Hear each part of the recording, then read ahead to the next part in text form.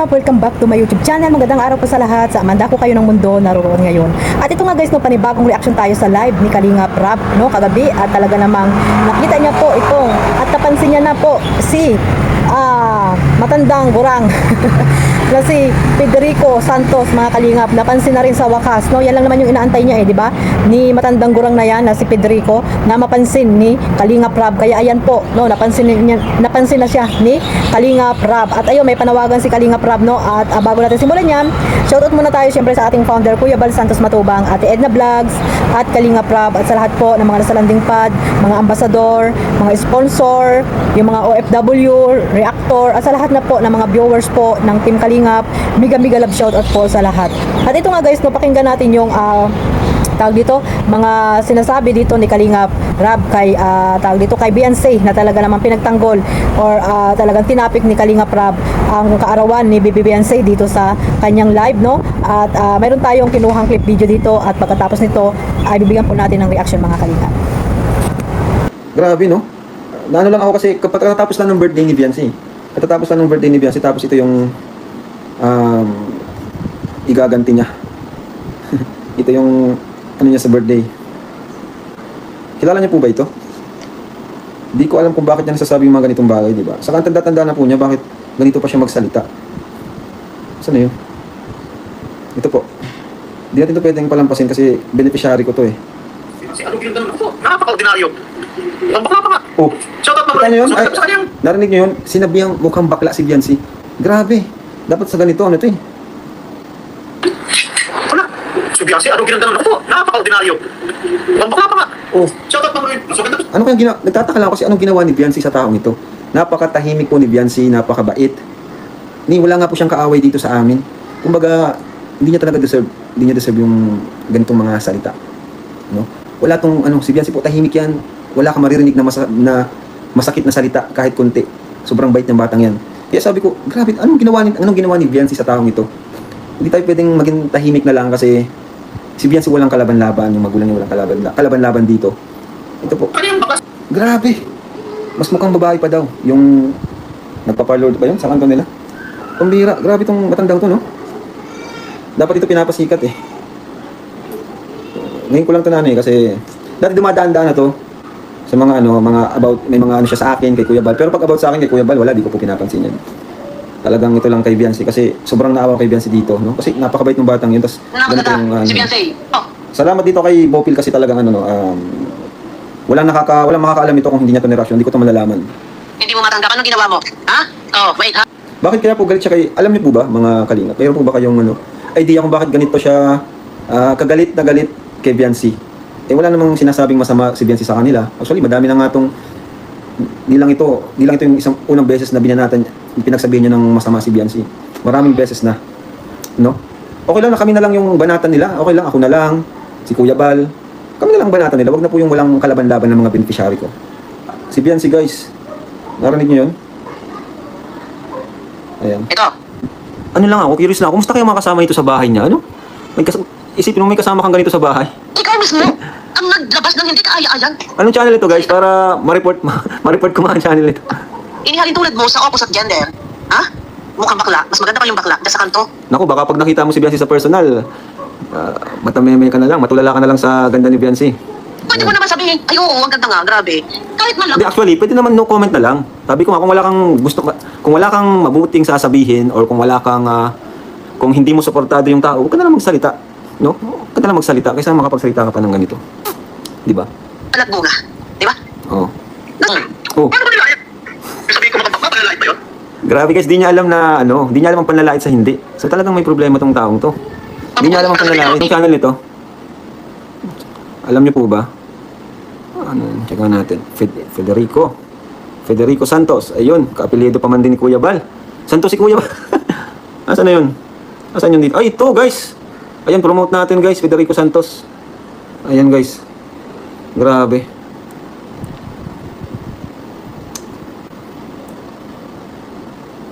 Grabe guys.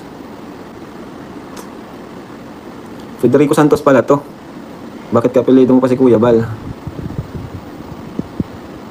Saka di niya, actually meron talaga siyang problema sa sarili kasi di niya alam yung mga panlalait sa hindi. Di niya alam kung nakaka-offend na siya, kung nanlalait na siya, kung nakakasakit na siya ng damdamin. Kasi dapat alam mo yun sa sarili mo, di ba? Ayan po. Ito siya guys. Ayan o, Federico Santos. Sa mga gusto mag-report, report nyo na lang to. Kasi di maganda yung sinasabi sa ating beneficiary nito. Ayan o. Ayan, Federico Santos. Ano bang mga laman ng ano nito? Ayan. Balahurang reactor. Ayan. Hindi ko alam kung saan. Ang haba ng... Grabe! Grabe ang live niya. 3 hours. Anong kailangan ng live nito? Puro panlalait, puro ano, puro negative. Grabe, no? 3 hours, oh. Grabe. 3 hours siyang nang babalahuran ng tao. Na lang natin, guys. Ano po, ano Report na lang. dapat nasa hustong Baka, guys, alam niyo po, guys, ang binabanatan niya. 18 years old. Actually, nung 17 pa lang si Biancy, binabanatan na niya. Isipin niyo yun, ang tanda-tanda na niya, tapos ang nilalait niya, bata. Diba? Anong klaseng tao ito? niya, sa birthday niya. Ang maganda nitong gawin, i-reels yung mga panlalait nito eh. Yun ang maganda dito eh. Kasi gusto niyang sumikat sa panlalait. Ayan, sa mga nag-reels dyan, i-reels niyo yung mga ano nito, mga panlalait nito sa kapwa. Kasi gusto niya sumikat sa panlalait ng tao eh. Ayan. Kumusta kaya ito sa bahay nila, no? Makeup niya. Yun ang Imbitata siya kay Biancy. Or baka dalawa lang ang rason niya. Ito lang yung ilang rason na ano ko na nasa isip ko. Pwedeng yon una, syempre may galit siya sa Kalingap given na yon. Pangalawa, baka crush niya si Edu. Baka crush niya si Papa Eds kasi syempre alam niyo naman 'di ba si Biancy ay talagang talagang kay Edu na yan eh. Baka crush niya si Edu. Kaso wala siyang magawa. Wala may ibang rason eh. 'Di ba guys? Nasasaktan siya tuwing nakapanood niya yung serye natin, yung EDC. Hindi niya matanggap. No? Ano pang rason ba na niyo, naisip niyo? Baka type niya si Papa Eds. Papa Eds, siguro, mga ilang siguro next time, bigyan mo to ng oras. I-shout out mo. Oh, ayan. Uy, inano ako. Hindi ako kasi, kahit banatan niyo ako, di ko kayo papatulan. Ito kasi si Biancy yung binanatan niyo eh. Diba? Beneficiary ko ang binanatan nyo. Walang kalaban-laban yun. Okay, banatan nyo ako. Sanay na ako dyan eh. Saka, wala naman akong pakialaman kasi di ko naman kayo pinapanood. Di ko naman pinapanood yun mga kalingap. Kasi, magsasayang lang ako ng oras. Magpapasok lang ako ng negativity sa utak ko. Diba? Kaya di ako nanonood ng yung mga anti-kalingap. Di ko talaga pinapanood. Isang beses pinanood ko yung kay Brother Jose. Unang panood ko pa lang, sablay na kaagad eh. Yung sa yung wala daw charity kapag walang sponsor. Nung napanood ko yun, sabi ko, i-stop ko na panoorin to. Unang ko pa lang, sablay na kaagad. Kaya di ko pinapanood. Di ko pinapanood kasi dun pa lang sa unang mali na kaagad eh. Yun na nga, kaya ngayon, nung nakita ko sa recommended ko, lumabas tong vlog ni Bopil. Panood ko kaya. Sabi ko, banatan nyo ako, pero ito, hindi pwede. Kasi wala namang channel yan wala namang channel si Biancy. Saka kahit may channel yan, di yan magsasalita. Wala naman ibang magtatanggol dito kundi tayo, di ba? Si Dr. Love, siguro, yan, sila Kuya Bal. Pero iba pa rin nga ako mismo kasi ako yung ako yung tumulong, ako yung tawag dyan. Ako yung nag-alaga kay Biancy. Ako yung nagturo sa kanya sa mga bagay-bagay, no? Ako yung nagsilbing kuya niya. Ako yung mas nakakilala sa kanya, no? On and off cam, nakakausap ko siya. Pag may problema, nakaka-chat ko siya. Kaya yun, sabi ko, di-deserve na Biancy itong mga pinagsasabi nitong matandang ito. Kaya yun. Kaya sabi ko, kahit ako banatan nyo, okay lang kasi di ko naman yan papansinin. Di ko nga yan papanoorin eh. Pag may nagsusumbong nga sa akin, may bumabana sa akin, ayaw mo yan, basta ako, focus lang ako sa ginagawa ko. Mareact lang ako. Pag ang nagreklamo mismo, is yung tinutulungan ko. Sa katulad naman nagreklamo sa tinutulungan ko, masaya yung mga tinutulungan ko sa tahanan natin, di ba? Kasi yan, nag-enjoy. So ano yung, kumbaga para saan pa kung mag-explain ako, okay naman kami, di ba? Yung mga tagalabas lang naman yung bumabanat sa akin. So, banatan lang nila tayo, wala tayong magagawa kasi ganun na sila. Ganun talagang bashers, hindi mo na mababago yan. Wala kang wala kang magagawa diyan. Sabi nga, di ba, you cannot please everyone. May mga tao pa rin talaga na kahit anong gawin mo, actually kahit nga wala kang gawin, may bashers kayo. Sabihin, tamad ka, wala kang ginagawa, hindi ka matulungin. Tapos pag tumulong ka naman, may bashers ka pa rin. Di ba? Kaya, mabuti pa, deadmahin mo na lang sila. Deadmahin mo na lang. Gawin mo kung ano yung tama para sa'yo. At wala kang tinatapakan tao, tuloy mo. No? Ganun lang naman eh. Mga Kalingap, sa hindi pa po nakasubscribe or nakapanood ng full video na yan, sa second channel po ni Kalingap Rab yung live na yan, ay ayan, pakipuntahan nyo po para po mapanood nyo. At dito nga, no, nakita ni Kalingap Rab itong pambabalahura or pambubuli ng matandang gurang na si Federico dito kay Bibi Beyonce, na alam nyo naman mula noon ay talagang si Bibi Beyonce na talaga yung kanyang pinupunteriya. Siguro nga, sabi ni Kalingap Rab ay may ano dito kay, ano to, Kalingap Edo, no? Talagang may gusto siguro to kay Kalingap Edo kaya hindi siya makamove on or nagsiselos siya kay Bibi Beyonce. Ano ba to? Baklang gurang si Federico, mga Kalingap.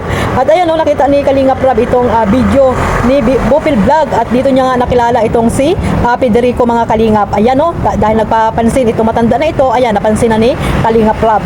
So mayroon pong isang panawagan si Kalingap Rab na i-report na po itong YouTube channel ni matandang Federico, mga Kalingap, dahil dapat ito ay mawala sa pagiging YouTuber kasi nga talagang yung kanyang mga content ay puro paninira. Nagla-live ng 3 hours, 5 hours ay talagang puro paninira. Kaya sabi nga ni Kalingap Rab, ano kaya yung tawag dito?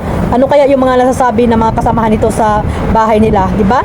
Kaya paki-report, no, sabi ni Kalingap Rab, i-report itong YouTube channel ni Federico, no, Santos, na tito ni Kuya Bal.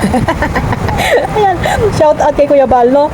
At kapilido pa naman daw ng kanyang papa, no, ni Kuya Bal Santos Matubang itong si Federico, pero ni sa kalingkingan man lang ay wala sa ugali ni Kuya Bal itong si matandang Federico na to. Hindi na dapat ito dapat ito nirerespeto kasi matanda na, di ba? Pero sabi nila, guys, sa mukha lang yan matanda. Kasi nga siguro sa stress niya sa buhay. Kaya yan, matanda na siya. Pero nakita po namin niya na medyo bata pa rin naman yung kanyang picture nung pumunta ng Daet, mga Kalingap. Parang medyo bata pa rin niya si Federico, mga Kalingap. Hindi pa siya talaga gurang. Pero siguro yan nga, dahil sa kanyang stress at puro paninira ang mga ginagawa, puro pambubuli dito kay Beyonce, ay talagang na-stress po siya at tumanda ng ganyan ang kanyang pagmumuka. Ganyan po talaga, mga Kalingap, pag yung wala kang peace of mind sa sarili mo, tapos puro paninira at hindi na nakakatulog, kung ano na naman yung kanyang content or hindi na nakatulog dahil iniisip yung kita niya, yung revenue niya sa kanyang YouTube channel, no, mga Kalingap. Kaya siguro na-stress at naging matandang gurang na yang si Federico, mga Kalingap, na talaga namang grabe kong pambubuli na ginawa niya dito kay Bibi Beyonce. May sapi na talagang utak niyan, mga Kalingap. Kasi nga, di ba, hindi niya alam kung ano yung mga pinagangata niya. Hindi niya alam na pambubuli na yung ginagawa niya. Paninirang puri na yung ginagawa niya dito kay Bibi Beyonce. Ano ba ang ginawa ng bata na ito sa kanya, di ba? Na grabe yung talagang galit niya dito kay Beyonce na wala namang channel ito, at kung may channel man yan, siguro naman hindi siya babanatan kasi nga hindi siya kilala, di ba, mga Kalingap? Kaya yan, oh, binanatan niya ulit after ng birthday ni Bibi Beyonce para mapansin siya. Nakulang talaga sa pansin, guys. Kaya ito na yung inaantay niya, napansin siya ni Kalingap Rab, no? Ayan, napansin siya ni Kalingap Rab, pero sabi nga ni Kalingap Rab ay i-report po ang kanyang YouTube channel. 3 million subscriber ni Kalingap Rab. Sabay-sabay po nating i-report, no, mga ka-team Kalingap. Yan, sabay-sabay nating i-report itong YouTube channel ng matandang ito dahil napaka-toxic, no? Napaka-toxic na matandang ito. Baka mamaya yan, hindi lamang si Beyonce ang kanyang babanatan, di ba? Dahil yan po ang ayaw na ayaw ni Kalingap Rab, na babanatan yung kanyang mga tinutulungan, mga beneficiary niya, lalo na yung mga Kalingap Angels na wala namang kaalam-alam sa mga pinagsasabi nila, di ba, mga Kalingap? Kaya ayan, oh, si Kalingap Rab na lang or sino pa man dyan, sabi nga ni Kalingap Rab, si Kalingap Rab na lang or si papa niya or sino pa man, kami ang iyong banatan para wala kaming pakaalam sa iyo, di ba, kung kami yung babanatan mo. Pero kung yung mga beneficiary ni Kalingap Rab, lalo na po yung mga Kalingap Angels, ay talagang lahat po ng mga reactor ay makikialam po kung sino man yung mga bumabanat o nang babas po sa mga Kalingap Angels. Hindi lamang si Beyonce, pati si Carla, no, na talagang binabas nyo rin, mga Kalingap. Nakita nyo naman kung gaano rin ipagtanggol ni Kalingap Rab itong si Carla, di ba, yung sa nangyaring issue, mga Kalingap. So ayan, no, sana ay mawala po ang channel nitong matanda na to para hindi na maging toxic sa mga iba pa dyan. Sana wag nilang suportahan. Sa bagay, yung mga nakasupport naman dito ay yung mga anti-Kalingap na hindi naman po nakasupport sa Team Kalingap. Nakasupport man pero pang mamarites, pag-spy, yan, pangbabas ang mga ginagawa nila. Kaya ayan, mga Kalingap, sana pakinggan natin yung sinabi ni Kalingap Rab dyan sa kanyang live. At sa mga hindi pa po nakapanood, pakipuntahan nyo po at suportahan natin si Kalingap Rab at si Kuya Bal Santos Matubang. God bless us all. Mabuhay po ang Team Kalingap. Bye-bye.